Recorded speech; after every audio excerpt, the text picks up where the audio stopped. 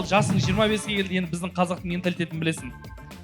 Не только Маңғыстау, жасы 25-ке келген қыз бүкіл Қазақстан бойынша, ей, тұрмысқа шық деп шұғылайды бүкіл жерде ше. Мен түсіндім, что я люблю свободу. Прям сол кезде өмірімде изменения көп болды, өте көп. Өзімді тани бастадым, өзім үшін өмір сүріп бастадым да.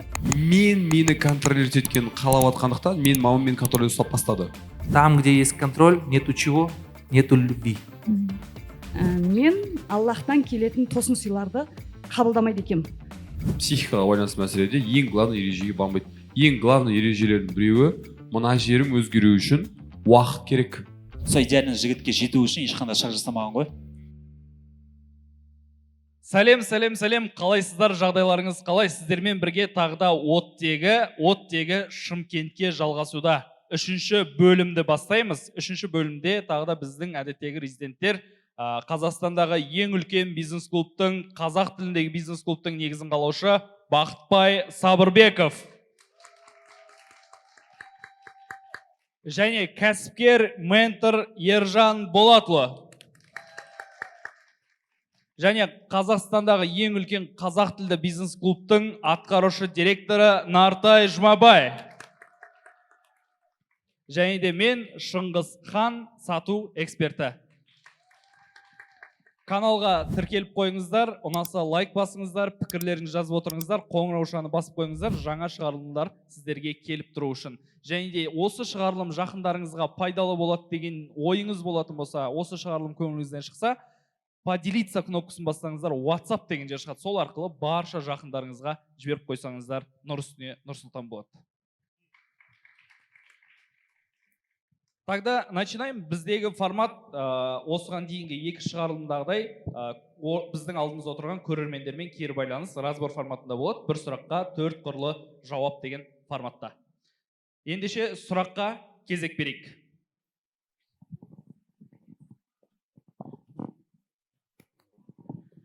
Сәлем фокус, мен есім Нигара. Жанден бері прям бүйтіп отырмын ғой, қолымды жауап берейінші, сұрақ қойшы деп. Бірақ мына жерде екі кісінің сұрағы мен соларға айтылған жауаппен мен өзімнің жауабымды алдым негізі. Ол самооценкам көтеру туралы еді. И тек қана жандегі Алла тағаланың періштелерге адамға сәжде етіңдер дегенімен ботты. Мен бұл сұрақты вообще басқа көтермеймін енді. Менде қазір басқа сұрақ болып тұр. Кеше осы фокусқа келгелі бері негізі Аллаға шүкір кішкентай предыстория айтып берейін. Бір 2 жылдай болды депрессияда сондай жүргем. Оған дейін Нигара танытығын, вижу цель, не вижу препятствий деген 2 жылдай сәл сөніп қалғаным бар. Фокусқа қосылғалы бері Аллаға шүкір мен қайттан өзімді таптым деп айтсам болады.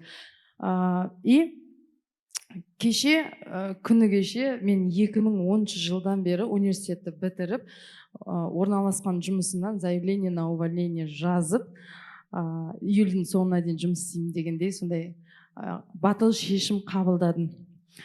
Негізі ол мен үшін үлкен бір жетістік, и сол нәрседен былай отказаться еттім да, смелый шаг деп ойлаймын, сондай жасадым. Бірақ ішімде бір қорқыныш бар. Жасай алатын дүнием көп, шүкір Аллаға көп нәрсені үйренім осы уақыт аралығында. Но қайсынан бастайын ба или не знаю, в общем, ішімде бір қорқыныш тұр. Және по-моему Нартай сізде сондай болған, я Найымнан кеткеннен кейін мен 15 жыл бойы Найымда жүрген адаммын былайынша. Мына енді дополнительно бизнес ашып та істегем, бірақ әбден ана стабильностьқа үйреніп қалғанда, если даже бизнесте не получается, минус болсын, 0 болсын, әйтеуір мынамда бар ғой, сол жамауымды жабады ғой деген ой бар. Енді қазір жамауымда жоқ болып тұр. Соны дальше не істейміз? Сен жыртығыңды қайтып жамадың, Нартай, деді осыған. Менде турасыз сияқты ситуация болған, дәл солай. Мен 10 жыл бойы бір компанияда жұмыс істедім. И ол да маған үлкен жетістік болған, ол компанияда жұмыс істеу. И ол компаниядан шығу да турасыз сияқты өте қиын болды. Бірақ шешім қабылдадым, шығып кеттім. Бірақ шыққан кезде менде дайын жұмыс болған жоқ тоже. Дайын жұмыс болған жоқ, қайда баратынымды білмеймін, не істерімді білмеймін. Сол кезде на проживание ақшам бар, тек сол кезге ғана жетеді болды. Бірақ бір білетінім, жұмыстан шығу деген ойды маған Алла тағала салды. И ризықты беретін менің жұмыс орным емес, ол Алла тағала. И мен ол компанияда жұмыс істегенде белгілі бір опытты алдым. Ол опыт бекер емес. И осы уақытқа дейін оқыған, білген нәрселерінде ол да бекер емес. И солай Алла тағала сенімді маған просто адамдарды жіберіп қойды. И адамдар арқылы маған жұмыс та пайда болды. И табыс та пайда болды. Просто тупо мен Алла тағаладан сұрадым и әрекетін жасадым. Сіздің де ойыңызда тұрған бір жұмыс бар, соған смело шаг жасауыңыз керек деп ойлаймын. Просто тупо әрекетін жасаңыз и Алла тағала өзі берекесін береді деп ойлаймын. Рахмет көп. Негізі әрекетін бастадым. TikTok'ты изучить етіп, қазір TikTok эксперті болып жұмыс жасап жатырмын. Уже 2 проектім бар да. Осы салада да бір сұрақ қояш. Мен оларға жаңдегі 2 аккаунтты полностью продвижениесін істеймін да. Не только как SMM, маркетингіне, контент жағына, таргет жағына полностью нөлден алып жүрем. Плюс еще обучаю дальше TikTok'ты қалай алып жүруге. Енді у них классные результаты. Они мне звонят, негар үлгермей жатыр клиенттермен дейді. Каспийді қосып қойдық уже. Каспиймен бүткіл Қазақстанға жіберіп жатырық та товарларын, өндіріске шығарған заттарын. Бірақ оларға дәл сондай системамен контентін жасаймын, ал өзіме өтпейді. Бір сұрақ мына жерде ше, айтып типа не только SMM, в целом маркетингті деген кезде, что это значит? Мен енді үш бизнесті нөлден ашқам ғой. Оларға жол жосығын көрсетем, қалай істеу керек, KPI қалай қою керек жұмысшыларға, және үстінде чистая прибыль қалай есептеп шығарамыз, маржаны қалай есептеп шығарамыз, соның барлығын айтып, енді олар методым тыкас деп үйренген, кәдімгі ауылдан шыққан қарапайым 2 жігіт қой.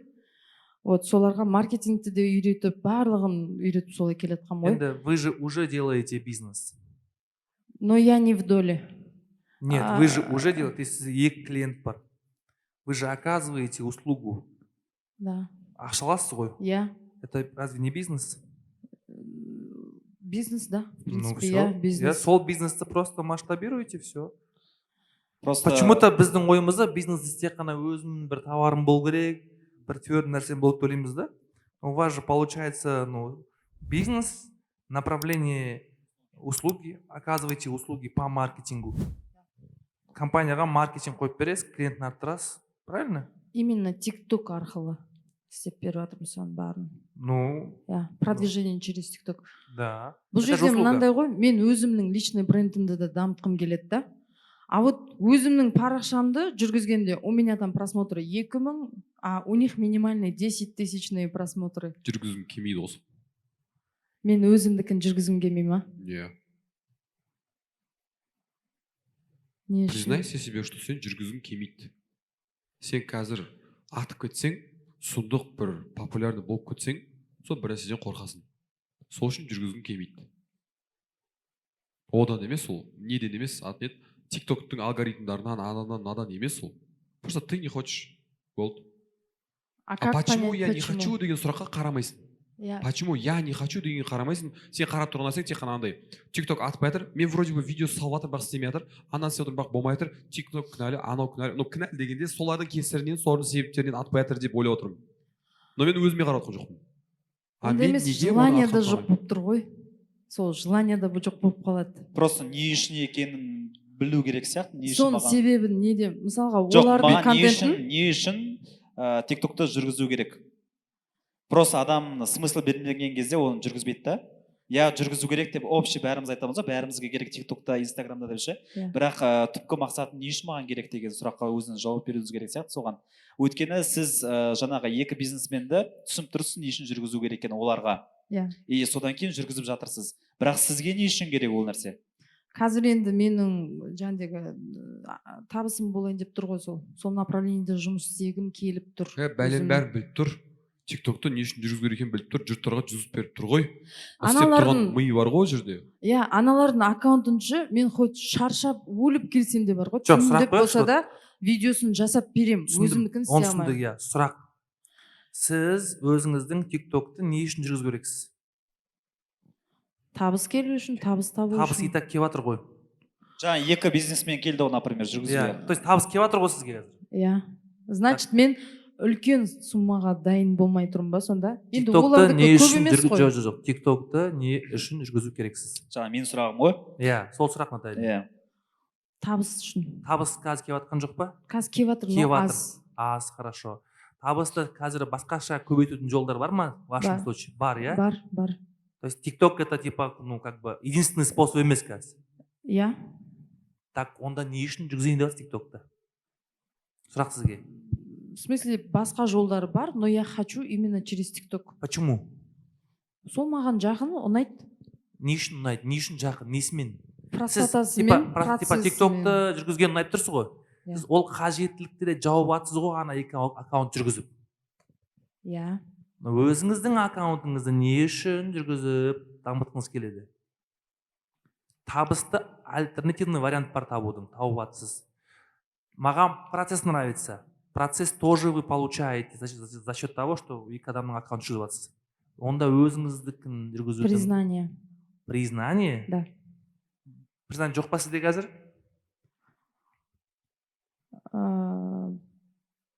Признание среди кого?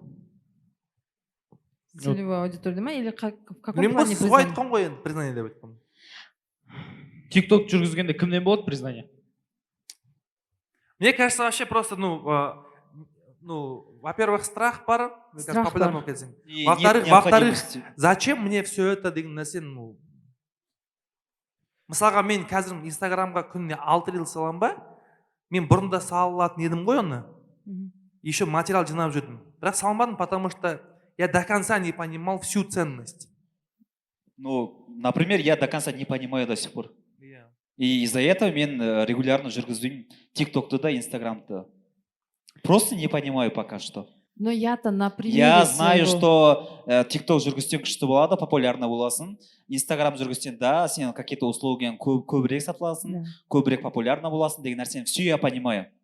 Но в глубины еще маған ол жеткен жоқ, из-за этого мен жүргізбеймін. Өйткені басқа варианттар бар. Потому что басқа варианттар бар, менде ақша табатын болды. Менде сондай, например. Сол сұрақты сізге қойып тұрмын да, возможно, у вас так деп ше. Потому что адам реально түсінбеуі мүмкін. Мен мойындаймын, мен түсінбеймін әлі күнге дейін. Я понимаю, бірақ түсінбеймін. Андай Зачем в вам глубине. 100 тысяч подписчиков в ТикТоке деген сұрақ қой. Чтобы был постоянный поток заказов. Каких заказов? Негізі инфобизге өтіп жатырмын жайлап. Курс жазып, курс сатып дегендей. С целью заработать большие деньги. Какие большие деньги? В моем случае на данный момент 5-8 миллионов в месяц. Понятно. А как вы будете монетизировать ол 100 мың аудиторияны? Есть план? Небольшой бастапқы шагтарымдікі бар. Қандай? В первую очередь это польза беріп аудитория жинау. В первую Жоқ, я очередь. спрашиваю, 100 мың подписчик бар уже сізде. Ага. Как вы их будете монетизировать? Мини-продукт сатып, курсы. Как вы мини-продукт будете продавать? Каким Через образом? TikTok? Как... Через Понятно, TikTok. ТикТок екен енді. 100 мың подписчикқа как вы это будете продавать? Какие воронки будете использовать? Автоворонка. Қандай автоворонка? Автоворонка директке жазады, потом оған сообщение барады, курс туралы кішігірім таплинкпенен, одан кейін ол уже переходит, оплачивает мини-продукт, это там 10 тысяч тенге, допустим, условно сол жақта уже сопровождение туралы айтылады. Сопровождение бір айлық болады за определенную сумму.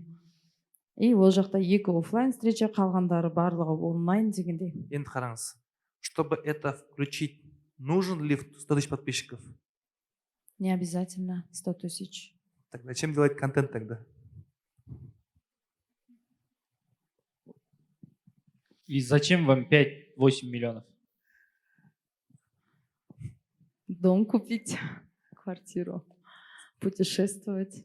Вообще, допустим, менің нелерім жаңағы клиенттерім 10 мың видео жинап жатыр, подписчик келіп жатыр, менде ондай жоқ деген проблема болып тұр ғой. Иә. Менде ондай жоқ, потому что ол подписчиктер маған не үшін екенін я не понимаю. Все мои планы я и так могу без подписчиков реализовать. А подписчики, большие просмотры, большие охваты. Не үшін керек? Моя логика пока не понимает. принципе былай қарап тұрса айналамдағы негізі окружениемде бизнесмендер блогерлер өте көп, солармен ақ істей аламын негізінде. Болды ғой енді. Просто сіз қаламай тұрсыз ғой ол нәрсені. Егер сіз қаласаңыз, ол нәрсе уже сізде болатын еді ше. Сондай нәрсе болып тұр. Әшейін просто айтып жүрген там мен TikTok жүргізгім келеді деп айтып жүргеннің өзі сізге сол нәрсе ғана керек болуы мүмкін да. Еще андай менде тағы да бір нәрсе бар, адам тек результатқа келеді деген. То есть қазір міне осы екі проектіммен результат болып жатыр ғой, олар өздері уже рекламировать етіп жатыр да, и маған уже проекттер тағы да келіп жатыр. Мен айтып жатырмын қазір 15-нен кейін бастаймыз деп та. Онда вообще аккаунт керек емес қой сізге. Бұл деген келіп тұр екен, клиент Тек қана келіп тұр екен. кейстермен сөйлесу керек па, сонда мынаны жүргіздім деп өзімдікін жүргізбей? Жоқ, Жоқ, выгодан түсініп тұрған жоқсыз ғой сіз енді өзіңіздің ешкім аккаунт сізге өзіңіздікін жүргізбей тұрған жоқ. Просто мақсатқа байланысты ғой. Иә, мақсатты анықтау керек та. Иә, Ниетті, мақсатты өзіңіздікін жүргізудегі. Ал жаңағы сіз айтып отқан ниет, мақсаттардың барлығын орындайтын қазір функциялардың, нелердің, возможностьтардың барлығы тұр да уже ше. И вот поэтому сіз уже бекініп ананы жүргізіп кете алмайсыз да. Зачем мозгу тратить столько энергию на создание контента или там на набор подписчиков, если все ваши желаемые результаты можно по-другому взять?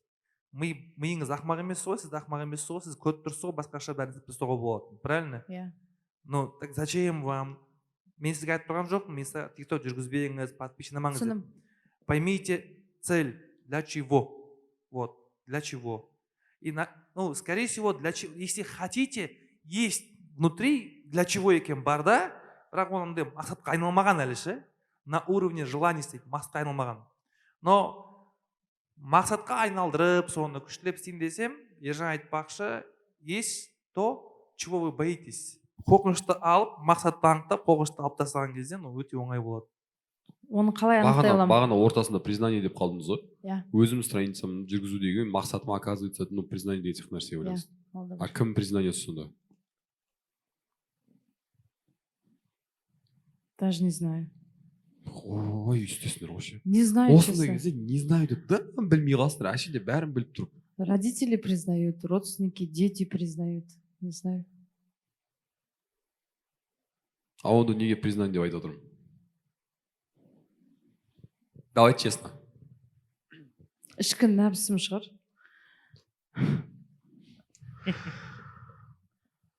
Ішкі нәпсімді көрмеймін ғой мен.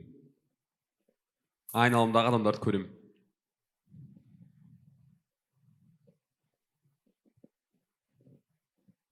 Просто андай нәрсе болады да.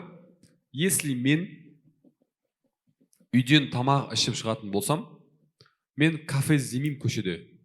Қарным тоқ. Иә. Тура сол сияқты жаңағы признание уже менде болса, сырттан ол керек емес. Енді кім? Түсіндім. Қайсы Болды ма? направление екен, иә. Негізі менде оны уже проработала деп ойлағам. Покажу, докажу деген принциппен жүргем. 3 буткемпте қатыстым. 2-ші буткемптен кейін сол нәрсені түсіндім да. Иә. Покажу, докажу, және признание алам деген. И ол нәрсе алып тастағаннан кейін менде смысл жизни я потеряла. Иә. Потому что анда және 30 жыл сондай немен принциппен жүргем ғой, покажу, докажу мен. И я думала, я проработала, я, оказывается, не проработала этот момент. Просто бұл жерде постоянно айтатын бір нәрсе бар да. Адамдар осы мынаған байланысты мәселеде бір ережеге бағынбайды. Психикаға байланысты мәселеде ең главный ережеге бағынбайды. Ең главный ережелердің біреуі, мына жерің өзгеру үшін уақыт керек. Минимум 3 ай уақыт керек. Потому что егер мысалға былай қарайтын болсақ, біз айтамыз ғой, установкамен өмір сүреміз, убеждениемен өмір сүреміз деп, иә. Мына жерде бір убеждением бар да, и оны қалыптасу үшін 25-30 жыл, 40 жыл уақыт кеткен. И сол убеждениемді мен бір-екі нәрсе жасап, бір консультацияға барып, немесе бір разговор алып, мен түсіндім деп алам да. Но ол былай столп болып тұрған нәрсе ғой ол. Мынау өздігінен өзгеріп қалмайды ғой, бүйтіп шауып тастаймын ғой мен оны. Мынау кету үшін мен мына жақтан новый убеждение қалыптастыру керек қой. А новый убеждение қалыптасу үшін мынау 100 этажды үй болатын болса, сол 100 этаж болу үшін фундаменті 1-ші, 2-ші, 3-ші, 4-ші, 10-ші этаж қалыптасу керек қой. И мынау қалыптасқан кейін мына жақтағы ескі убеждение просто орын алып тасталады. Сол үшін новый убеждение қалыптасу үшін новый әрекет и новый әрекеттен кейін новый нәтижеден кейін новый сезім. Типа осы уақытқа шейін көмек маған ешкім бермейді деп ойлаған едім, бір рет сұрақ көрдім, берді, береді екен, екі рет сұрақ көрдім, береді екен, 20 рет сұраған кезде уже келесі жолы сұрау жеп жеңіліп қалады, маған адамдар уже береді ғой деген сияқты. Сол үшін уақыт керек та. А бізде почему-то содан типа былай болып кету керек деп ойлаймыз.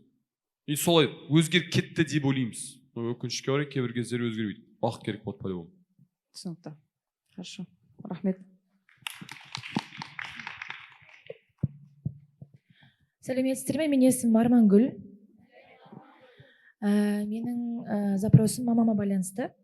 Мамам қазір мені қатты контрольға алып бастады. Соңғы 2-3 айдың ішінде. Бұрын ондай контроль болмайтын, потому что мен үйдің үлкені болып өстім, жауапкершілікті білетін қызбын да. Менен кейін 6 бауырым болды, бәрін бірге бағып, бірге өсіріп, ақшалай да қатты көмектеттімін. 25 жасыма дейін прям айта аламын, ата-анам үшін өмір сүрдім, бауырларым үшін өмір сүрдім деп. Өзімнің өмірім болған жоқ. Сол 25 жасымда қазіргі өгей әкеммен бір жағдай болып, жеке квартираға шыққан болатын. Сол кезде өзім жалғыз тұрған кезде мен түсіндім, что я люблю свободу. Прям сол кезде өмірімде изменения көп болды, өте көп. Өзімді тани бастадым, өзім үшін өмір сүріп бастадым да. И мамам екеуміз негізі қатты жақынбыз, қатты бірімізге болады ондай байланған дейді ғой. Кішкентай кезінен бастап, енді папасы қалғаннан кейін маманың тірегі мен болып өстім да бірге. И мамам қайта келіп қоймағаннан кейін мен 1 жылдан кейін қайтадан үйге келдім. Вот содан кейін уже сол 1 жылдың ішінде мама контрольді қойып тастаған болатын кәдімгідей. Все, өзімен өзім өмір сүрдім. Мама только для себя живи деп солай кәдімгідей батасын беретін. Қайтадан үйге келгеннен кейін басталды қайтадан кәдімгідей. Күнделікті біз көп сөйлесеміз, таңертең үйге кетіп кешке келсем де күнделікті халін хабарласып мамаға жағдайын біліп отыратынбыз. И уже былай сұрайды, хабарласады да, что там, жұмыс қалай отыр, там осылай мен уже контрольға ала бастайды да, мен қысып сұрай бастайды. Кешке үйге келем, типа ақша табылды ма бүгін деген сияқты. Қашан біз уже там менің до этого көмектескендерін вообще көрмейді да, мен как будто должна үй салып беруім керек, не жаңағы ақшалай көмектесуім керек, бізге қашан көмектесіңдер деген сияқты. И мен мамаға сөз қайтармаймын, маманы қатты сыйлаймын да, мен үшін дұрыс емес мамаға ренжу, сөз қайтару деген. Максимально күнделікті көп сөйлесеміз, көп түсіндірем.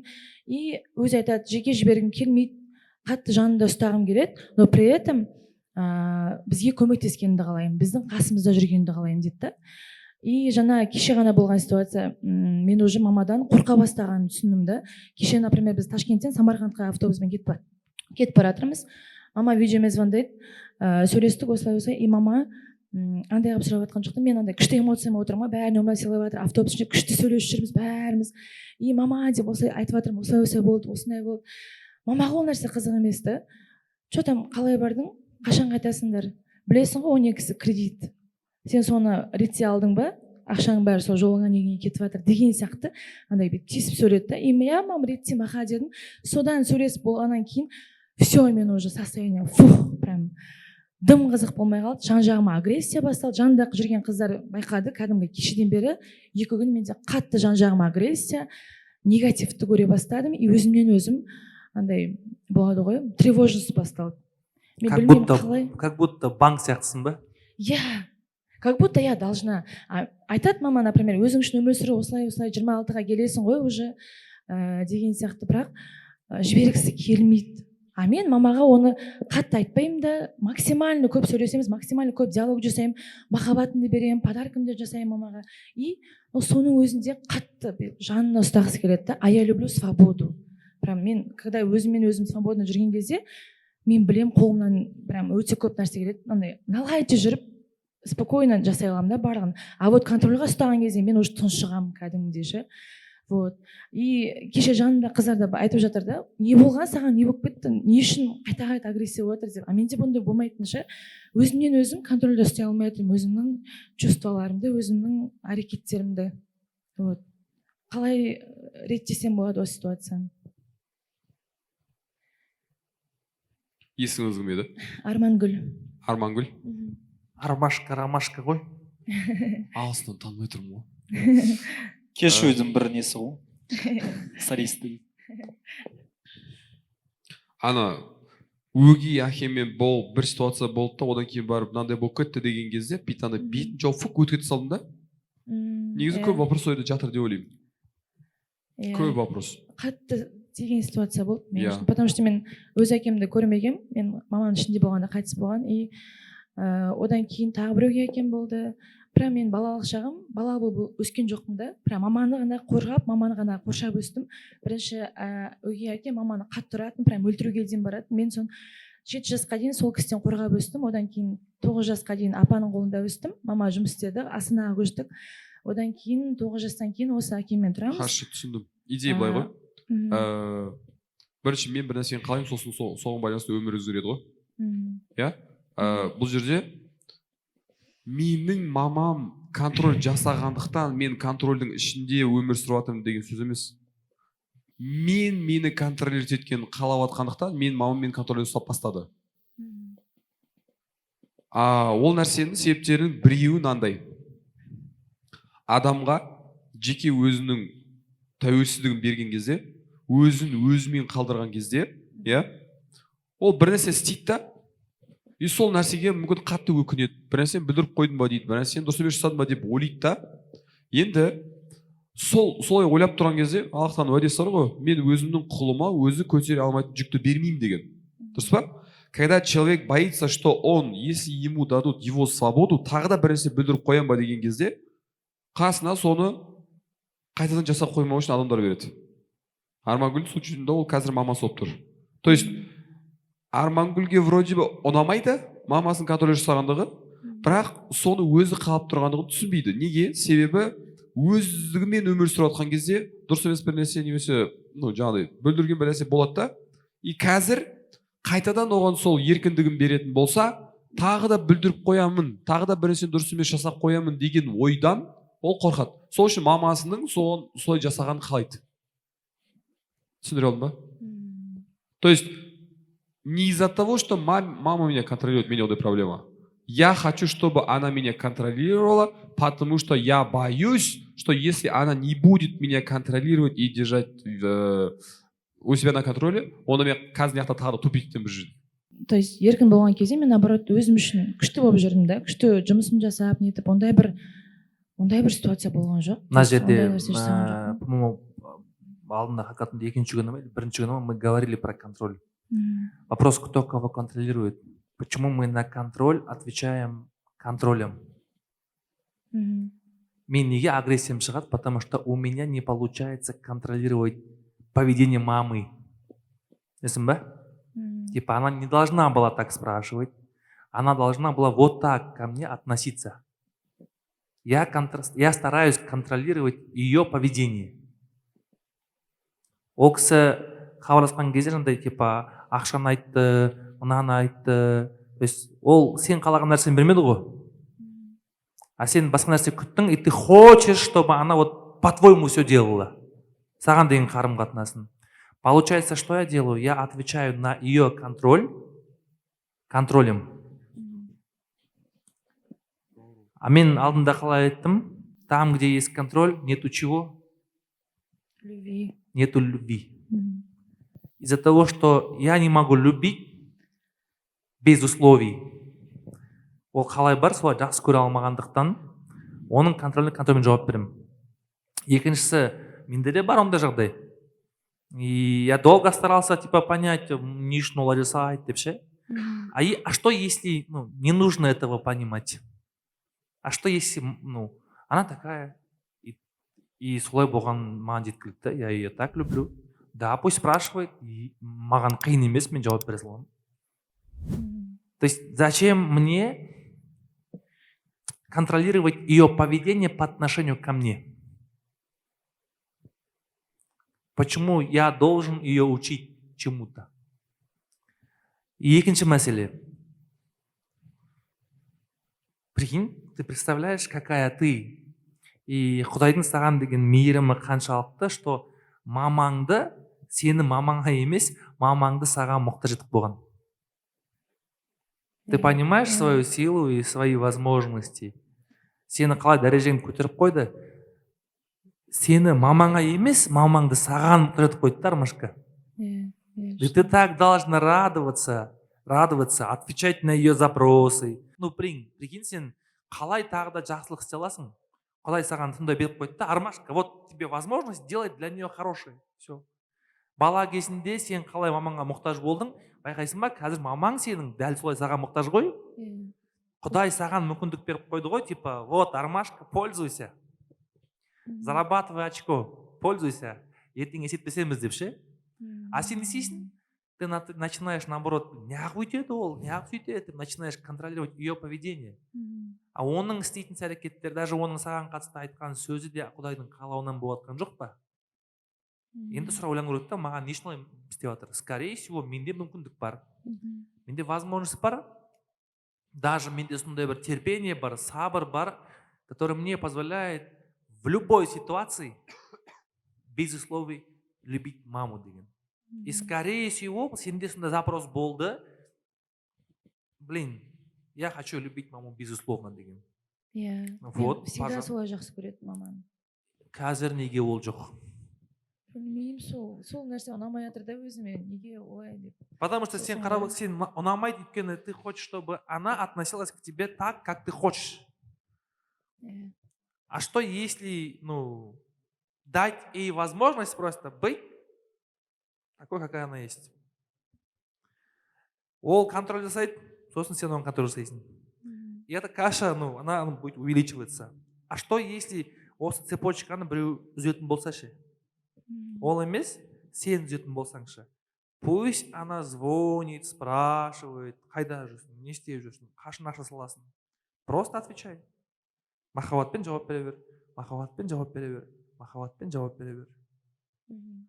И, скорее всего, бұл бітпеуі де мүмкін. Сен тек қана махаббатпен жауап бересің, жұмысыңды, тіршілігіңді істей бересің, өміріңді сүре бересің, махаббатпен жауап бере бересің. Помните, я говорил, что, ну, мамамда хақатында, менде сондай нәрсе әлі күнге дейін бар. Біріншісі, я рад, что Құдай сондай мүмкіндік беріп қойды, мамамды маған қаратып, менен бір інмен емес, басқа кісілерден емес, представляешь, мамаң сенен емес, например, танымайтын біреуден ақша сұрап жүрсе. Прикинь? Мамаң сенен емес, например, Фокстағы біреуге жылап, звондап, көмектесші, кредитке жатыр десе. Как бы тебе было? Ужасно же, правильно? Вот. Енді мамаңды саған қаратып қойды, мен ойлаймын, мамам маған қаратып қойды. Менде сондай мүмкіндік бар, просто радовать маму с деньгами деген ше. Блин, это же так кайфово. Бұл бір. Екіншісі, ол маған көп звондайды, қайдасың, не істеп жатсың, қалай үшін келесің, қашан кетесің деп сұрайды менен. И мен сондан кезде ойлаймын, блин, опять начинается деп ойлауым мүмкін. Опять басталып жатыр осы тема. Или мен былай ойлауыма болады. Может быть, бұдан кейін звонок келмей қалуы мүмкін ғой маған. Бұдан кейін менің анам маған обращение стамай қалуы мүмкін ғой вообще. Потом же я буду всю жизнь мечтать о том, чтобы мама мне звонила и сказала, қашан келесің, мен күтіп отырмын ғой деп ұрысқанын армандап кетемін ғой. И вот осы екі мәселе я не контролирую. Я рад тому, что она звонит, спрашивает, что, где, как, сколько, қашан ақша бересің. Я рад, потому что у меня есть возможность получать от нее звонки. Хоть в день 15 раз болса да. Плюс я рад, что она может ко мне обращаться за помощью. Ақшамен, тағы басқамен, да. И я рад тому, что я могу отвечать на ее запросы. Прикинь, Құдай маған сондай мейірімділік, сондай бір жомарттық беріп қойды да, и ризық та беріп қойды, сонымен қатар анамды маған мұқтаж қойды. Прикинь, здесь нужно не, типа, ну, не страдать, а кайфовать. Блин, как классно деп ше. Мысалға сен мамаң саған емес, Нұрболатқа қайта-қайта тыңдап неден болса. Как бы было? Скажи, қалай болатын ол кезде? Нұрболатқа сұрайтын болса, оның ақша сұрайтын болса, оның қайда жүргенін білетін болса, саған мүлде хабарласпайтын болса, қалай болатын еді? Ужасно. Ну, так цени то, что есть, и кайфуй. В чем проблема? И не контролируй маму. Окей. Рахмет. Барлығына сәлем, мен есім Данара. Менің сұрағым, менің екі папам бар да, біреу биологический, біреу отчимым. Бірақ мен кішкентай кезімнен бері отчимымды өзім папам деп қабылдап кеткем, и папа деп айтам. 19 жасыма дейін өзімнің биология әкем мені біледі деп ойлаған жоқпын. Но оказалось то, что мен оқып жүрген Казгуда ол преподает, и мы там познакомились 19 жасында. И содан кейін менде андай хаос болып кетті да өмірімде. Қалай айтсам екен, мен оны әкемді танығаныма, көргеніме разымын да, бірақ қазіргі таңда андай араласқым келмейді онымен осознанно. Вот. И менде вопрос, ол биологически әкеммен араласпау мен өмірімде табысыма или ер азаматпен қарым-қатынасыма әсер етеді ма? Хотя я с отчимом очень хороших отношениях. Сонда папаңызбен араласу немесе араласпау менің ақшама және басқа адамдармен қарым-қатынасым үшін ғана маңызды ма? Если қазір мына жерде төртеуміздің біреуміз или төртеумізде жоқ әсер етпейді, это нормально жүре бер дейтін болсақ, сонда сіз папаңызбен араласпай ақ қоясыз ба? Ақшаңыз нормально болады, күйеулеріңізбен деп күйеуіңізбен болашақ нормально бақытты өмір сүресіз дейтін болсақ, сонда сіз папаңызбен араласпай ақ қоясыз ба? Я мен онымен араласқым келмейді, потому что өзімнің туған әкеммен оған буткемпке дейін мен ойлайтынмын, то, что типа маманың қайтыс болуы да оның да кінәсі бар деген сияқты қылып буткемптерге қатысқасын менде қазір оған обида да, любовь да ештеңке жоқ, просто как факт, то, что биологический әкем деп қабылдаймын. А кім қинап жатыр сізді? Ешкім. А неге бұл сұрақты қойып жатсыз? Потому что менде что-то не так болып тұрады ішімде. Что-то не так деген не ол? Мысалы, хоть мысалы жұмыс жасайтын болсам, мен любой жұмысты жасай беремін. Осы уақытқа дейін қанша жұмыс жасадым да. Бірақ мен бүйтсем максимально типа неге жетуге болады, соған жетем, болды тастап кетем. Но тастағанда соған жеткізіп беремін да, болды. Одан кейін маған мынандай ақша беремін, кел істе десе де бармаймын. Қызық емес. И осы соңғы жұмысымды мен вот 1 июньнен бастап мен безработно типа демалып жүрмін 1 ай. Но плюс я не знаю, что мне нравится. Вроде бы. И ты говоришь, что у тебя все нормально. Қай жағынан? Жаңа айттың ғой енді, мен әкеммен араласпаймын, но бәрі күшті деп. Жоқ, бәрі күшті болғанда мен отчиммен жақсы отношения дедім. Хаша, папамен неге араласқың келмейді? Білмеймін, просто бұл теманы бірінші рет айтып тұрмын өмірімде. И көптеген даже мен самый жақын достарым өзі білмейді, что у меня есть отчим. Отчим менің әкем емес екенін көбісі білмейді. Хаша, неге араласқың келмейді? Ол әкем де менімен араласқысы келмейді деп ойлаймын. Потому что ол маған 19 жасында келген кезде тек қана андаймен келді да, типа ақшамен келді да, типа мен саған машина алып беремін, үй алып беремін деген сияқты. А что в этом плохого? Жете алмай жүр ғой. Маған келсін сөйтіп, ё-моё, вообще кайф болар еді. Жаңағы не бар ғой, ақшалай өміріме, табысыма әсер ете ма деген сұрақ қойылды ғой ше. Иә, әсер етеді, егер әкеңізбен достассаңыз, машина алып береді екен ол. Үй алып береді екен. Машина алып беретін еді, үй алып беретін еді, ё-моё. Екі тал самокат алып береді. Жоқ, ол 19 жыл бойы мен көрмеген ғой. То есть 19 жасыма дейін я думала, что он обо мне не знает, вообще білмейді деп. Получается, ол біле тұра мені вообще іздемеген, келмеген. Енді қара, сен де қазір жасың қаншада сен қазір? 27-те. 27-те, 19-27 қанша? Разница? 8 жыл бойы сенде біліп жүрсің ғой әкең бар екен. Иә. А чё сен енді? Соңғы рет мен 22 жасында сөйлесіп араластым. Ну, мама қайтыс болатын алдында. Ал одан кейін мен араласпай кеттім онымен. Енді вопрос саған. А чё сен әкеңді іздеп араласпайсың? Потому что ол менімен араласқысы келмейді деп ойлаймын. Уже 5 жыл болды. Араласқысы келмейді. Может 19 жыл бойы ол да солай ойлаған шығар. Просто ол даже мама қайтыс болғанда маған даже көңіл айтпағанда. Айтуға дұқ жетпеген шығар. Сен айттың ба көңіл? Сен айттың ба оған? Сен де айтпағасың ғой? Оның мамасы тірі ме екен, білмейсің бе? Оның мамасы тірі. Тірі ме? Қайтыс болса көңіл айтасың ба? Данара еді есіміңіз, иә? Данара. Бағана нәрсеңізге байланысты айтсайыншы. Сіз айтып отырсыз ғой? Жетем, қызық емес деп, иә? Бір нәрсеге. Екі нәрсе айтып. Біріншісі, адамның өміріндегі сондай махаббат емес кайфтың болмауының себептерінің біреуі мынандай. Адам бір мақсатқа жетеді да, мақсатқа жетудегі мақсаты, бір жетістікке жетудегі мақсаты, ол соған жеткен кезде әкесінің немесе анасының махаббатын алғысы келеді. Ол басында былай ойлайды. Мысалы, мен 1 миллион табам да, сол 1 миллион тапқан кезде мен подсознаниемде былай жасаймын. Мен ханның алдына бүйтіп барады, басын несеп, тура соны ханның алдына барған сияқты әке шешесінің алдына барды. Әке шешесінен күтетін нәрсесі мынандай: Анара, кешірші мені, пожалуйста. Мен қателестім, мен сені іздемедім, 19 жыл бойы қасыңда болмадым, мен дұрыс емес жасаппын деген сөзді күтеді, бірақ оны ешкім айтпайды. Папам айтпайды ойнын. Сөйтті, мен аға жеткен кезде, білейін, айтпады ғой маған деймін да, значит, бұл әлі жетпейді деймін да, мынаны лақты жерем. Мына пикқа жеткеннен кейін барып состояние құлайды сразу былайдан. Төменге банкротқа кетіп қалып, ана от.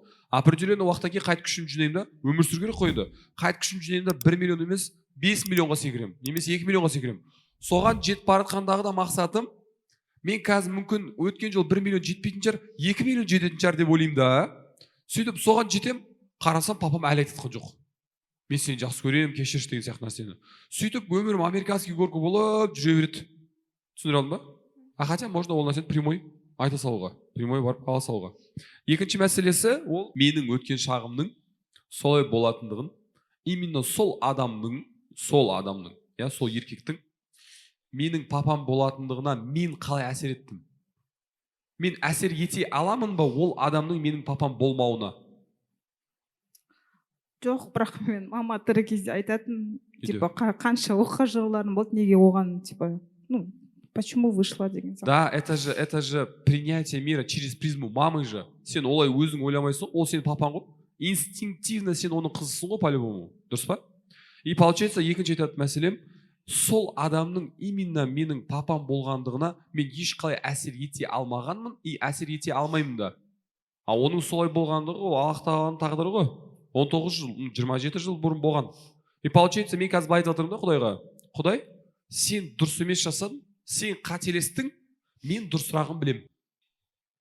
Бұл адам мен папам болмау керек еді. Мына адам мен очень болып тұрған папам, сол папам болу керек еді. Деп қарсыласып жүрмін, тырысып. А это очень много забирает энергии, очень много. И соның кесірінен бір жағынан не өмірде кайф жоқ, не жетістікке жететін болсам да кайф жоқ. И сөйтіп қиналып жүремін. Отношение то же самое. Мен даже замуж, ол темаға қатты бармаймын, потому что мамам қайтыс болған деп айтады деп қорқамын. И даже әкесінің өзі, родной әкесі емес екен деп айтады деп қорқамын. Енді қараш, былай айтайыншы. Вот сен грубо, если қарапайым ала салатын болсақ, сен мамаңның жұмыртқа жасушасымен папаңның сперматозоид екеуін қосылғаннан шықтың ғой, дұрыс па? Екеуі зигота қылды да, сосын бөліп сен денең қалыптасты. Иә? Қазір сені ортаңнан бөлсек, мына бетің мамаң, мына бетің папаң. Иә? И сен сол кезде мен папам керек емес маған, ол маған үйтпеді, ол маған сөйтпеді деп тұрған кезде, сен өзіңнің бір бетіңді өшіріп тастап тұрсың ғой. Мынау маған керек емес деп, понимаешь? А папаңа жаңағыдай претензия болып тұрған кезде мамаңа подавы тоже болады. Получается, сен мына бетіңді де, мына бетіңді өшіріп тұрсың да, и просто әшейін бүйтіп денесін таскать етіп жүрген робот болып тұрсың ғой. Сен өзің, қайтсам, әке шешеңе қарсы шығып тұрғандығың, претензияң болып тұрғандығы, сендер мынандай болмауың керек деп тұрғандығың, бірінші кезекте өз-өзіңе қарамаға жұмсап тұрғандығың ғой, понимаешь? Сенде сұрақ бар ма, не істеу керек деген? Бар. Бар ма? Иә, сол үшін тұрдым ғой орында. Иә, басындағы айтқан сөзің бірақ дұрыс емес. Мен қазір папаммен араласпасам, ертең өміріме әсер етпей ме деп. Құдай беріп қойып тұр ғой, ё-майо. Сен барсаң, просто сұрасаң, машинаны да үйтте береді. Ар жағында махаббатын беруге де дайын ғой, значит. Если мен біреумен араласуды қалмайтын болсам, айналайын ар жүр деймін ғой. Ал маған машинаны да үйде алып берем деп тұр. В чем проблема? Алсай, қиындатпасай. Или сен әлі тұрсың ба? Жоқ, мен өзім табам, мен ақылды екенмін деп әлі өзің тұрсың ба? Я сам могу. Эту машину я сам купил ойын деп тұр ғой. Беріп тұрған нәрсені алмаймын адам. Жоқ, сол кезде солай болды ғой. Мен боткемсен кейін ғана өзгерді ойымша, а до этого я думала, он черт. Ол өзгерем дегенше сен өзім табам деп ойладың ғой? Иә, өзім. И басыңды менде тауға и так тасқа болды соқты ол кезде өзімде. У меня и так есть, бәрі бар. Не үшін деп тұрсың деп. Сол кезде, иә. Алып маған берсеші дегенсің ба? Жоқ, сол кезде болған. Қазір жоқ па? сатып жібердім машинамды. Интересно, почему? А, Интересно, почему? бір жақыныма ақшалай өте үлкен көмек керек болды. Басына іс Одан кейін болып. неғып алмадың енді? М, ала алмай жатыр ғой сол. бір жыл өтті ал неге дәл ол машинаға не могу копить. Ол машина қалай алдың сонда оған дейін? Жұмыс істеп әртүрлі. Тура солай жұмыс істеп алсаң болатын еді ғой енді. Жаңағыдай қызық емес. Мен істеймін, тастап кете беремін. А, Маған ақша мотивация емес. әкеме дәлелдеймін деген мотивация уже не работает, Я не да? работает, да. Когда ты не берешь ответственность и не решаешь свою проблему, жизнь заставляет тебя. И жизнь заставляет келген кезде слишком ауыр ғой, көрдің ба? Нереально ауыр ғой, қиналасың ғой. Иә. А можно просто прямой бара салуға, прямой істей салуға. Бірақ мен басым бүйтіп тікірейіп тұрамын да. Ол келу керек қой, оның кінәсі ғой. Ол ғой 19 жыл болмаған. Мен оның қызымын ғой, ол еркек емес па? Ол андай емес па деген. Саған керек болып тұр ғой. Енді до этого саған көмектесті ғой, әкеме көрсетемін, дәлелдеймін, я сама все сделаю деп ше. Просто осы күнге дейін ол нәрсе жақсы саған пайдалы болған шығар, бірақ уже не работает дальше. Дальше уже зиян тигізеді. Иә, андай да, мысал ретінде ше, типа әліппе оқыған кезде пайдалы ғой енді. Бірақ университетке барып әлі әліппе оқып жүрсең біртүрлі емес пе? Тура сол сияқты ғой. В свое время вот это желание доказать, оно было полезным. Сейчас рост уже не через доказательства, а через признание. Через признание. Бір нәрсе айтсайыншы, вот смотри, мына жердегі мүмкін бәріне қатысты шығар ол. Мы же хотим внутренней гармонии же, дұрыс па? Жүрегім тыныш болғандығын, бақытты өмір сүргендігімді, бәрі баланста болғандығын қалаймын ғой. Иә? Енді ол нәрсені беретін мен білемін, что Аллах тағала екендігін. Жүректер тек қана Аллах тағаланы еске алмай ғана тыныш тұрады деген нәрсені білеміз бәріміз. Енді қара, сен Аллах тағала мына жерде қателесті, мынау дұрыс емес, оның деп тұрып соған претензия айтып ренжіп тұрған кезде одан бір нәрсе алғың келе ма?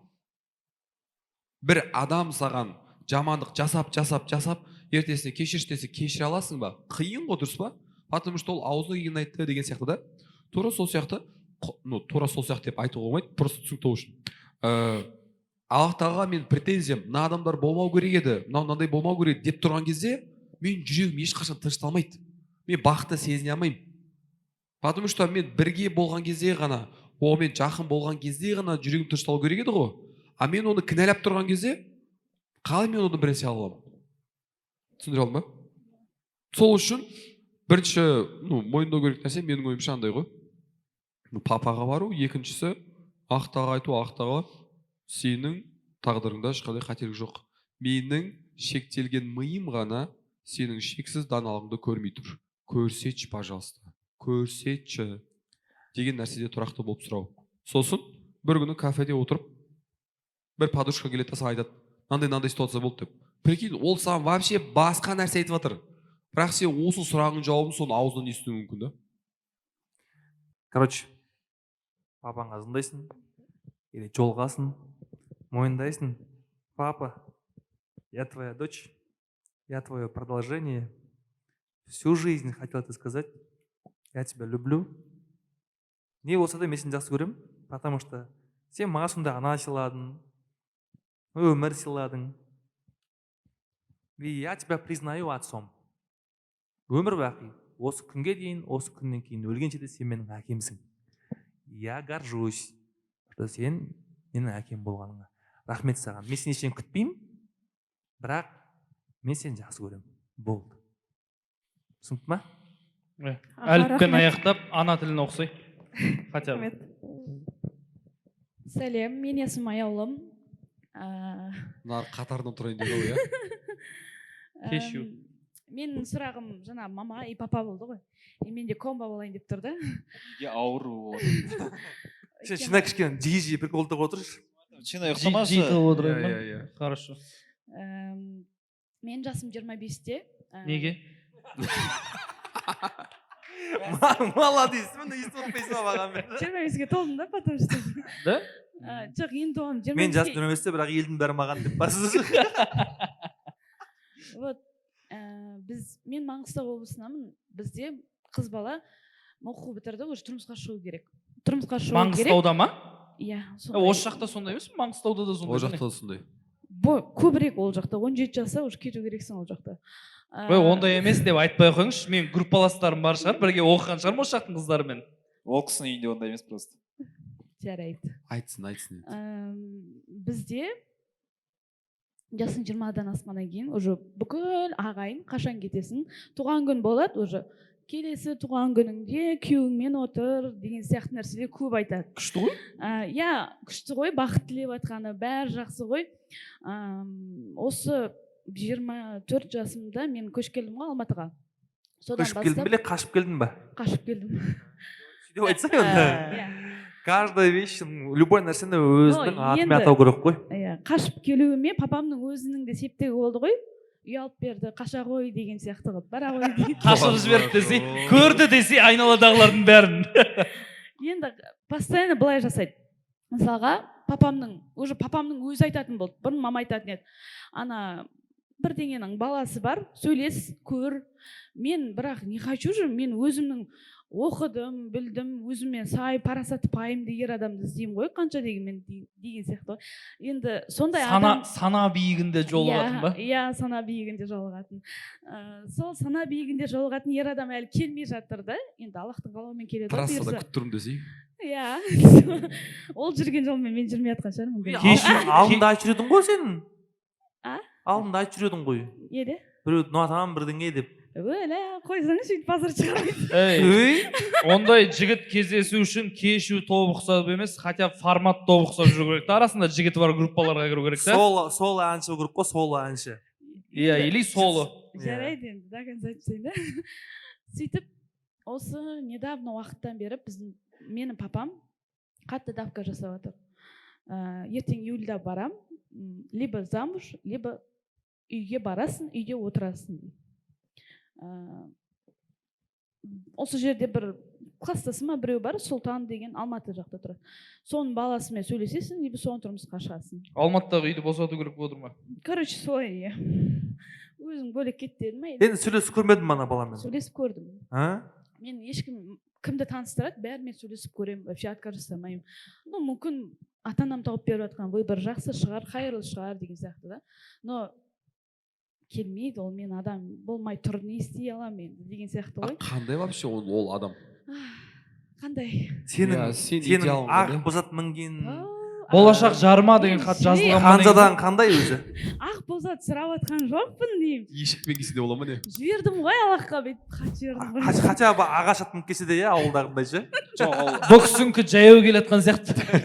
Походу, тасбақаның үстінде жүрайын, әлмер ма деп жатыр. Кім ол? Енді білімді, пайымды, сабырлы. Кім болып жұмыс істейді? Кім болып жұмыс істейді? Мен вот именно менің қай жерде жұмыс істейді? Күте тұрыңызшы, менің ойымдағы адамға... Аты кім десе?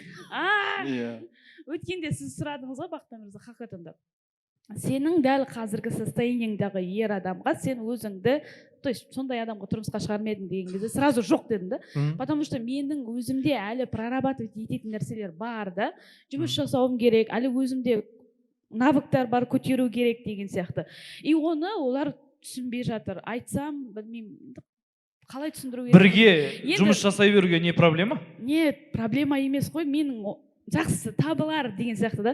Бірге жұмыс жасауда ешқандай проблемам жоқ. Сіздердің подкасттарыңызды тыңдадым ғой, Мырзаның әйелімен күшті, прям андай күшті символический бір нәрсе болып шыққан ғой енді. 18 жастан бастап жұмыс жасаған деген сияқты.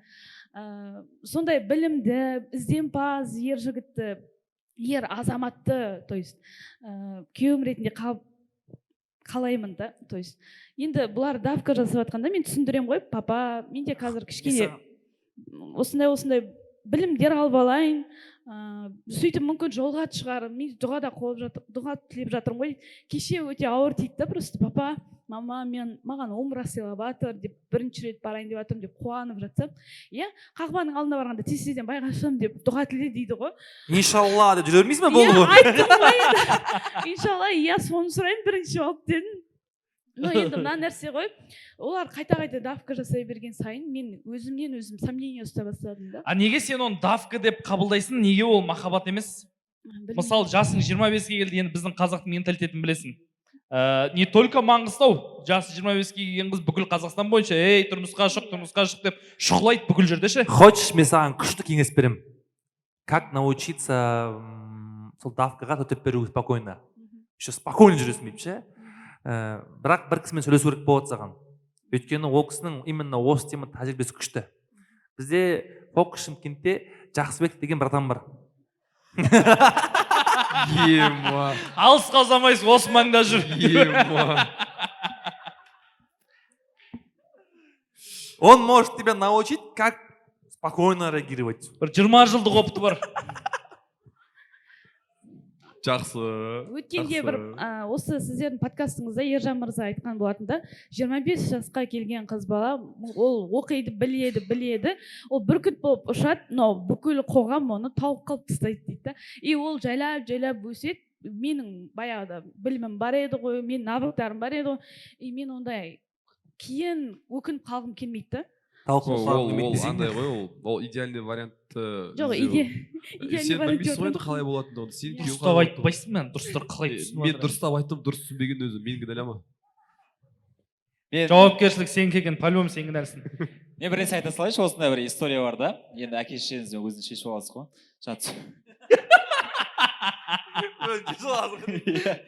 Бір осындай форматта сөйлесейікші, андай загруженный. Ауырып кетті кәдімгі, айолым сияқты сұрақ қойыңдаршы деп.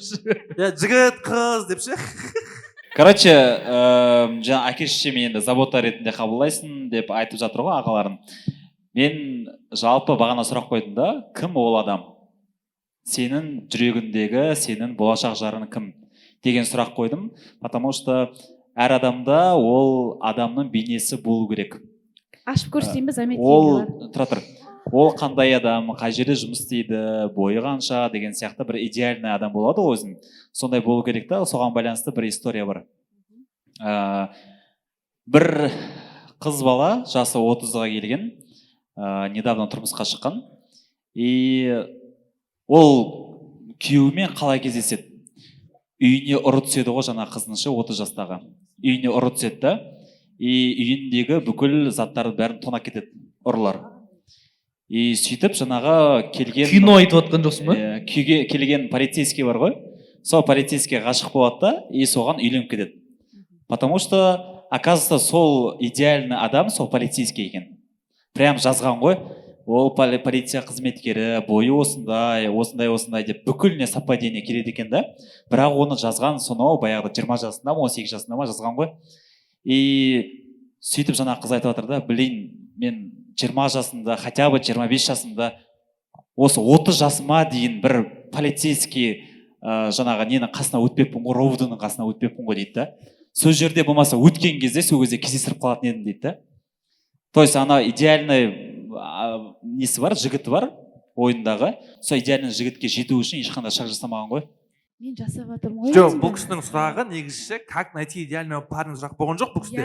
Үйдегілер миыңды ашып жатыр деді. Оған жауап берді ғой Нартай. Оны өзің шешіп аласың деді. Мен келесі этапты айтып отырмын ғой.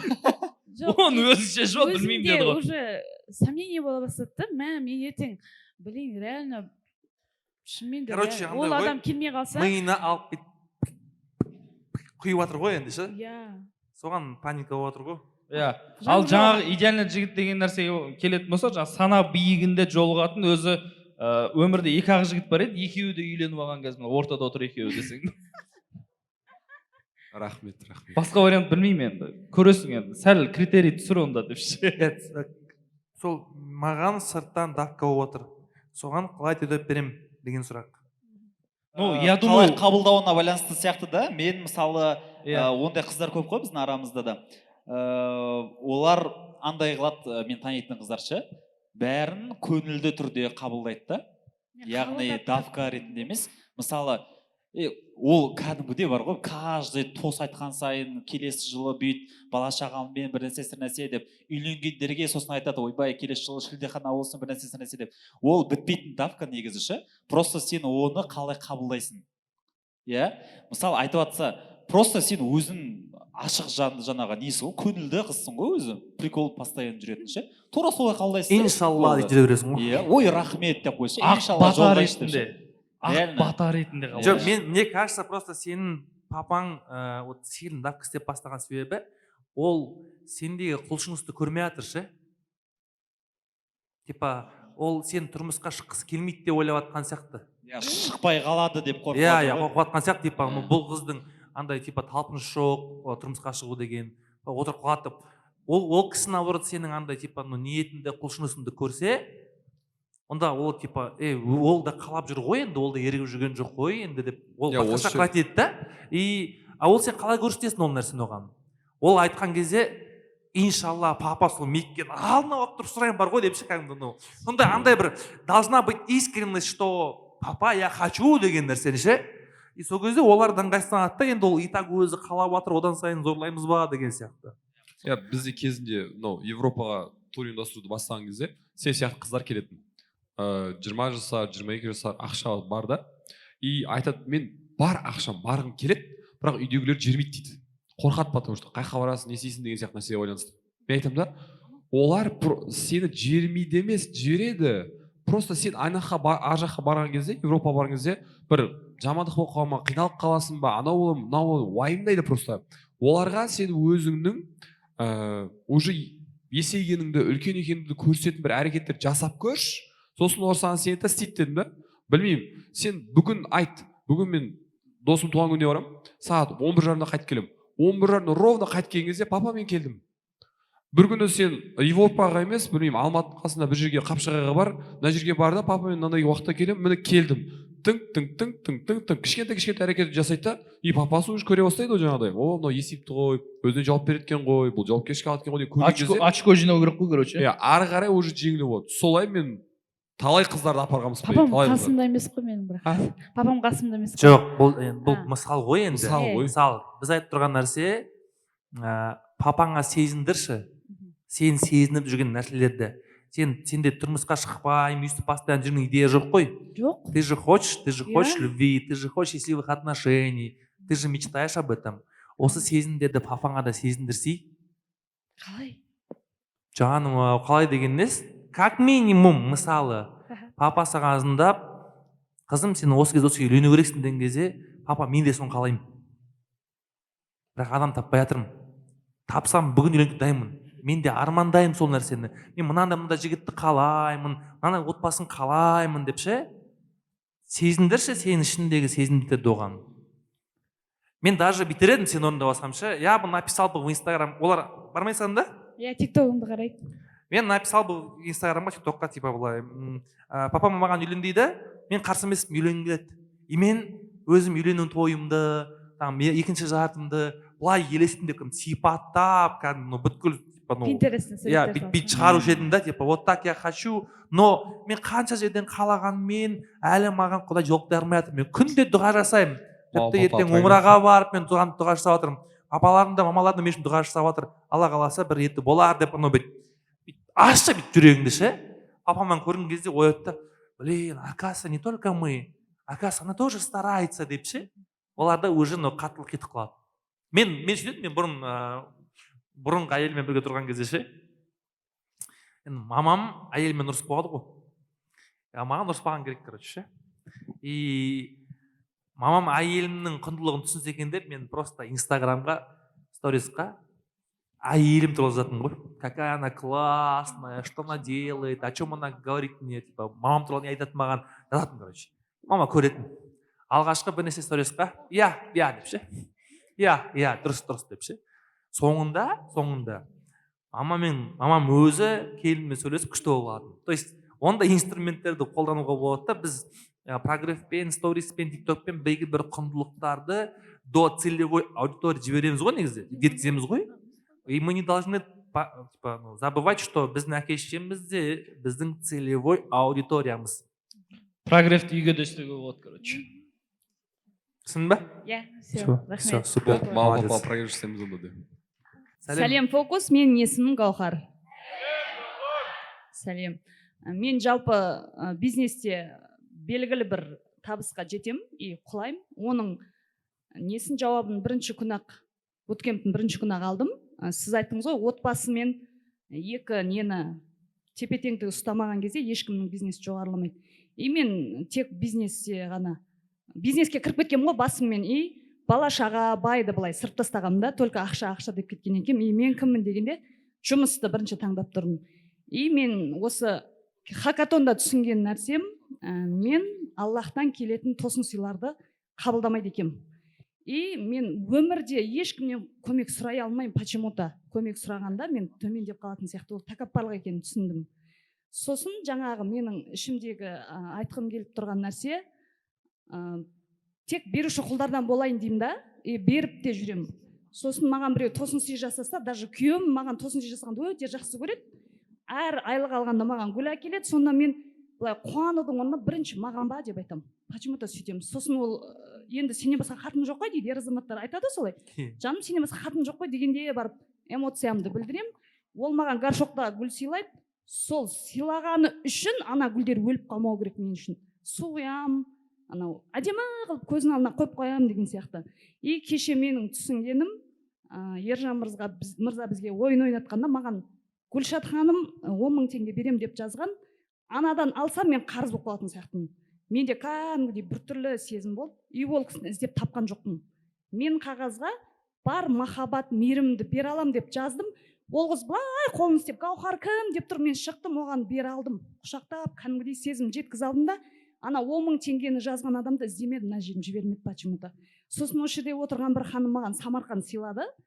И мен не үшін дедім сол жерде. Қуана алмадым да, не үшін мен қай жақсылығыма деген сияқты ой келді. Сосын мен Аллахтың қалауымен Самарқандтан қалып қойдым. Сөйтем да ішіме бір шайтан аузубиллах маған бір жаман ой салады бүгін азанда. И ол орта дұрыс емес сияқты, сен біртүрлі ортаға бардың ғой, қайта сал деген сияқты бір чувство болды. Оказывается, адамдарға сенім менде жоғары тұғын, Аллахқа тәуекел етіп өмір сүретін тұғынмын. Бүгін шайтан басқарып кетті да, мен таңертең. Сосын тұрам да Ташкентке өзім шаруалармен кетем. Жолдасым маған звондайды, тез қайт, сен бәкеңнің сағатта 10-да басталатын сабағына бару керексің дейді. Сосын таможняда адам көп, сылтау болады, 11-де келем. Сарыағаштан такси шақырам, ол келмей қалады. Сосын жолмен шығам, жолым болмайды мүлде. Жынданам, ашумен келем. Жаңа мына Малика ханым ешқандай жақсылыққа өзімді лайық деген деп санамаймын дегенде, вот менде жылағым келді. Сол жерде жылап алдым. Аллахтың беріп жатқан тосын сыйын қабылдай алмаймын. Не үшін оны түсінбей қазір ішім бір алай-дүлей болып отыр да. Барлық жетістікке тек пенетпен, жұмыспен жету керек деген не қалыптасқан миымда. Жолдасыңыз фокуста ма сонда сіздің? Жоқ, буткемпке келді ғой 4 күн. Сол кісі ма жіберген сізді бүгін бар деп? Фокусқа сол жердің өзінде шешім қабылдап алып берді маған. Молодец. Всегда маған инвестиция салып жүреді. Мен анамға айтқанына 4 жыл болды. 4 жылдан бері жолдасым. Бүгін де Ташкенттен қайтарып алды ма сонда? Иә, ашуланып хабарласып, еще бәкең сені күтіп жатыр деп қалды маған. Не деген күйеу, ма? Қыз болсам сол кісіні әйел бола ұстап еді. Ай сайын ойбай. Жақсы. Давай. Сұрақ қандай болды сонымен? Сұрақ, өзімді не үшін Аллахтың беріп жатқан тосын сыйларына лайықсыз санап жүргенімді түсіне алмайсыз. Неге мен алмайсыз? лайықты емеспін? Саған қойып жатыр екен, Аллахтың деп жатыр. Бағана негізі бұл сұраққа жауап бердік қой. Лайықты, лайықсыз деген нәрсеге байланысты. Сіз болдыңыз ба, болмадыңыз ол кезде? Болдым, бірақ өзім анандай тереңірек меңгере алмадым да. Бұл жерде менің ойымша даже түсінудің қажеттілігі жоқ сияқты бар ғой. Не үшін мен сөйтемін, не үшін бүйтемін деген нәрсе түсінудің қажеттілігі жоқ сияқты. Өмірде маған сыйлықтар келіп жатқан кезде алып көрем. Алап, болады екен, бір рет алдым. Екінші рет тағы да біреу берді, алам. Менен ешкім нәрсе сұрап жатқан жоқ. Міндеткерлік нәрсе басыма, мойныма қойып жатқан жоқ. Нормально. Үшінші рет, төртінші рет, бесінші рет, соған бойым үйренеді ғой деп ойлаймын. То есть әрекетіммен ішімді өзгертемін. Егер мен сол нәрсенің барлығын солайынан жаңағыдай жоқ біртүрлі мен лайықты емеспін, анау мынау деп жүре беретін болсам, жүре бітпейді ғой ол. Оны мыжып айта беруге де болады да. Бірақ просто әрекет тұрғысында сол нәрсе жасап өзгертуге болды. Менде соған қарызбын деген сияқты сезім оянды. Алсаңызшы, сіз алыңыз да сол нәрсені. Мысалы сізге берді да, Самарқандты. Берді да, сіз Самарқанға барып көрсеңізші. Самарқанға барғаннан кейін барып, если сондай ішімді өлтіріп баратса, сол нәрсе. Мен сені алдым ғой, мен саған қарсы сияқтымын деп. Сол адам өзіне барып айтыңыз. Мен қазір сені алып тұрмын да, бірақ жаман өзімді қарыз сезініп тұрмын деп айтыңыз. Ол адам сізге айтуы мүмкін. Жүнісман, нормально, а души беріп тұрмын. Сол сөзді естісем, ішім нормально болып, нормально жүру мүмкін. но бәрібір сол нәрсе келген кезде бірінші алып үлгеру керек, сосын барып қана айтатын мәселесі немесе жасайтын мәселесі болады. Не бар ма? Ручка мен қағаз бар ма? Үлкен А4 лист. У кого есть А4 лист? А4 лист болса, ручка болса беріңіздерші. Былай сұрақ қояйықшы сізге. Неге сіз өзіңізді жақсылыққа лайықсыз санайсыз? Себебі мен анам тірі кезде жақсылық жасай алмадым, үлгермедім.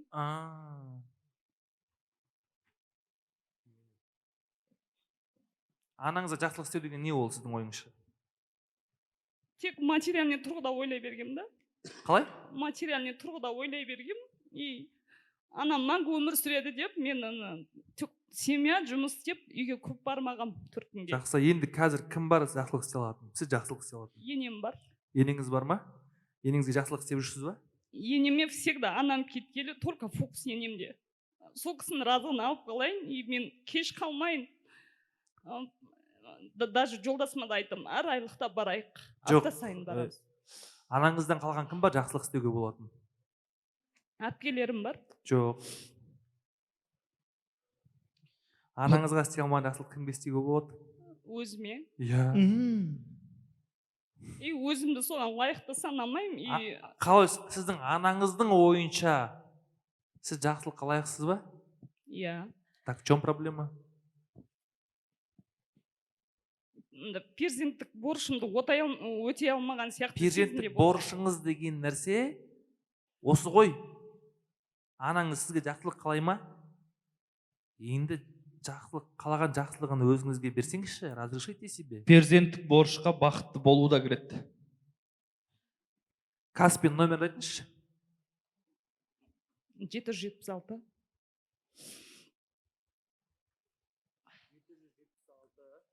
Сосын 368. 368 80 87. Кім деп шығады? Гафхар М деп шығады.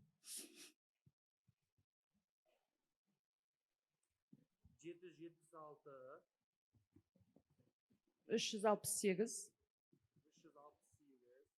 80-87.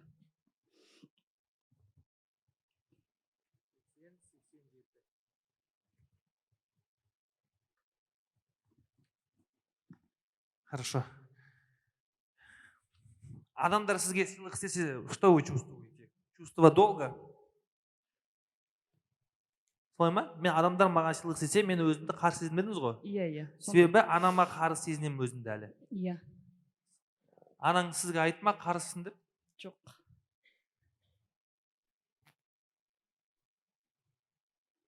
Себебі мен мынандай алып берем деп жүргенде ол кісі ойда жоқта дүниеден өтті. Жақсы. Үлгермедім деген, ол кісінің жаназасында жылай алмаған. Енді претензия кімге бұл жерде? Өзіме. Жоқ. Аллах тағалаға. Иә. Кімнің планымен келіспей тұрсыз? Аллахтың. Енді не үшін менде претензия болады? Келіспеген кезде. Сол келіспеген кезде болады. Мен не үшін мен Құдаймен келіспейтіндей сонда кім болып тұрмын? Кіші Құдай болып тұрмын ғой. Хотя Құдай сізге оған қарамастан Құдай сізге мейірім махаббатын беріп жатыр ма? Иә. То есть Құдай жақсылықты беріп жатыр ғой. Лайықты болғандықтан. Неғып онда ойдан қадалып жүрсіз? Білмеймін, сол мені мазалайды всегда андай. Жынданып кетем кейдеші. И біреу берсе, қабылдау өте ауыр маған. Жолдасымдікін қабылдаймын, сенің ақша потогың ашылсын деп қабылдаймын еще оныкін. Амал жоқ десе. Дұрыс, амал жоқтан. И ол кісі кеше 5-ші перзентімді сүттен ажыратқанда алтын сыйлау керек келсін деп айттым. Ол просто әзілге жорды. Сосын ислам шариғатында намаз оқисың ғой, сен 5 баланда өзім сүтімен өсірдім ғой, жаным деген бір ауыз сөзіме отырған жерінен тұр кеттік деді, и маған Булгари жүзік сыйлады. Сосын әйеліміз ғой қанша дегенмен. Аяулым, наксын жаңа номерін жаттап ал. Сөйтіп күйеуін көр. Примерно. Сөйтіп? Сөйтіп қуандым, балаша қуандым да. Сосын енді жалтыр жұлтырға жаратылғанбыз ғой. Комплект хочу дегенем, жаным келесі айлықта деді да. просто қоя салдым. Қашан деп айтуға уже мен одан қарсы сияқты болып тұрмын да, ана жүзікті өтеп алайын да деген сияқты ойда жүрмін да дәл қазір. Хорошо. А если жүзіктің өтелуі қажет болмаса ше? Ойлап көрмеген екен. Просто қабылдауға болмай ма?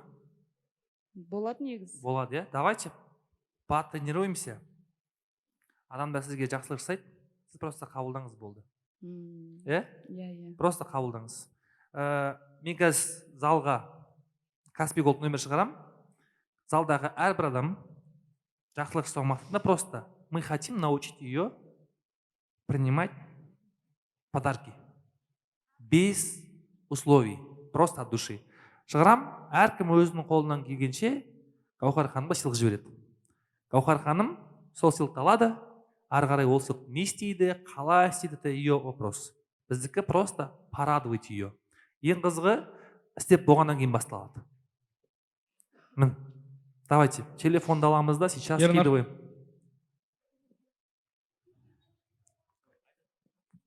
Иә, 776 368 80-87. Дұрыс қой, иә? Иә. Гаухарым, 776 368 80-87.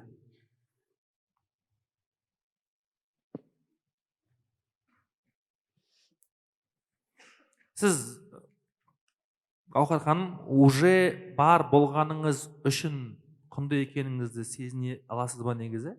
Иә. Так в чем проблема?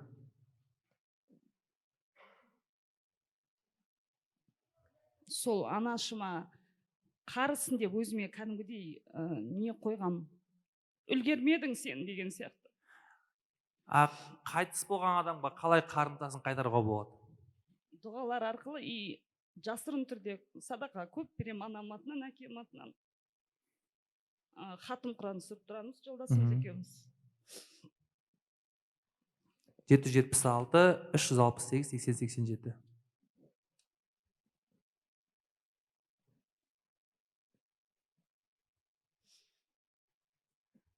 Все, кто отправили деньги, встаньте, пожалуйста. Сіз мына жаққа ортаға келіңізші, ортаға.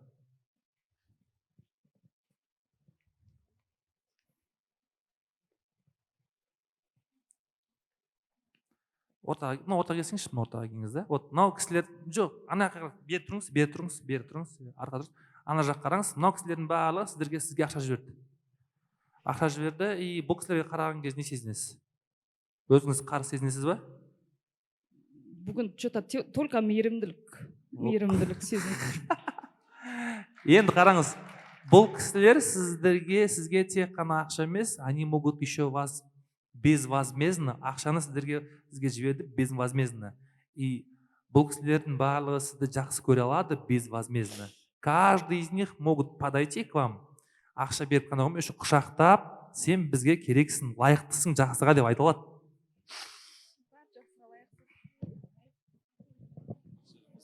Нұрбақыт музыка бересің осындай кезде. Жоқ қой ол. Ол ұйықтап отыр өзі.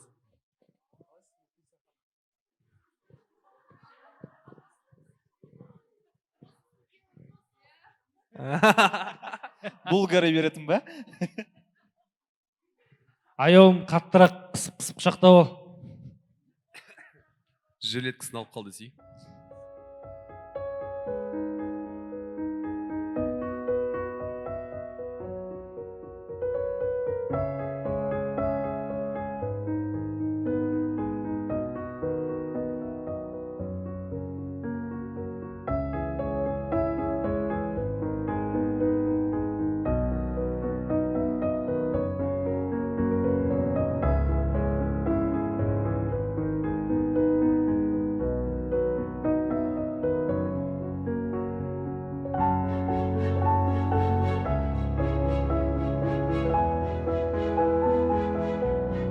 Анаңыздың аты жөні толық, микрофон қайда? Микрофоныңыз қайда? Анаңыздың толық аты жөні қандай? Сапаргүл. 4 күн өткенден кейін түсіме кірдіңіз, үйде өзі түс көретін әдетім, осындай қасиетім бар, анам марқұм айтатын тұғын. буткемпте менде қатты эмоциямен күшті болып кеттім. Анамның жаназасында жылай алмаған соны шығардым, жібердім. Сосын үйге барғаннан кейін түс көрем, түсіме бәкең кіреді. Әдетте өте чересчур чистоплатный әйелмін жалпы. Жолдасым да талап етеді. Почему-то үйім қатты шашылып жатады. Сосын бәкең кіріп келеді. Мен жалпы менің әкем марқұм көкте бір отбасы ажырасса, жерде көкте нелер періштелер жылайды. Сол бізде 8 қыз, бір ұлымыз үйде. Сосын бізге айтып отыратын тұғын солай. Қандай ситуация болса да отбасын сақтап қалыңдар деп. Біздің неміз отбасы өте жоғары құндылыққа ие. И сондай отбасыға келін болам. Бәкең өзінің өмірбаян айтқан кезде почему-то бұл кісі бақытқа лайықты ғой деген сезіммен кетем 4-ші күн. Сосын үйге барғанда түсіме кіреді. Үйім қатты шашылып жатады. Бәкең орта настроенияда кіріп келеді дағыны. Гаухар әпке, сіз әйелсіз ғой, маған қой қылып сүт шай демдеп келіңізші дейді. Сөйтем да шай қоям. Енді шайым қайнайын деп тұрған кезде қызым жылап кетеді ғой, кішкентай қызым. Сөйтіп оны жұбатып атам. Сөйтіп балама сүт әкел дей, магазин сүт әкеледі, уже шай демдеп атам, оянып кетем ғой. Сізге шай бере алмай қалам ғой түсімде. Тұрамда бұның себебі неде деп өзім ойланам. Сөйтем дағыны. Мен ол кісінің қатты өмірде шыннан бақытты болғаныңызды қаладым. Мен өзім бақытты әйел ретінде, ол кісі де бақытқа лайықты. Енді біздің қаншамадан бөлін алдыңыз ғой, сіз жойып тастады бұл кісі. Сондай бақытқа лайықты деп барғаннан кейін сондай түс көрдім мүмкін. Бұл кісінің бақытты болу менің қолымда емес. Ол Аллах тағаланың қолында. Просто сен пендеге үйтіп нетпе деген сияқты белгі ғой деп қабылдадым өзім. Шай бере алмағаныма ашуым келді кәдімгідей тұрғаннан кейінші. Оянып кеттім ғой, в общем. Содан кейін мен Аллах тағаланың рөлінен түсу керек екенмін ғой деген белгі деп қабылдадым өзім. Нормально, негізі бұл кісі қолы босса сол түске кіреді. Біраз кісілердің түсінде жүреді өзі қолы бос кезде. Все, рахмет. Қалай сезініп тұрсыз өзіңіз? Өзімді қарыз сияқты сезім сейіліп кетті мына кісілердің көзінде мейірім махаббатты көрген кезде. Болды ғой. Өзім лайықты екенімді сезіндім. Рахмет үлкен. Мамаңыздың да алдыңызда қарыз сезімін осы кісілер сейілтіп жіберді деп тұр ғой сізінші? Құрметті біздің YouTube арнамыздың көрермендері, қазір байқап отырмыз. Оказывается, статистика бойынша бізді 70% көрермен сығалап қарайды екенші, забордың сыртынан бітеп қарайды екенші. Сол подписка жасап, яғни жазылып арнаға қарасаңыздар. Әр сіздің жазылуыңыз сізге осындай біздің пайдалы болып жатқан шығарылымдарды ертерек көруге себеп болады. Және өміріңіздің жақсы жаққа қарай өзгеріп кетуге қаупі бар. Так что сол қауіптен сақтанбаңыз, жазылып қойыңыз, қоңыраушаны басыңыз, Алла қаласа. Сіздермен бірге болған оттегі Шымкентке 3-ші бөлім осымен соңына келдік. Алла қаласа келесі бөлімдерде кездескенше біз сіздерді жақсы көреміз, сіздер бізді сүйетіндеріңізді білеміз. Всем чао!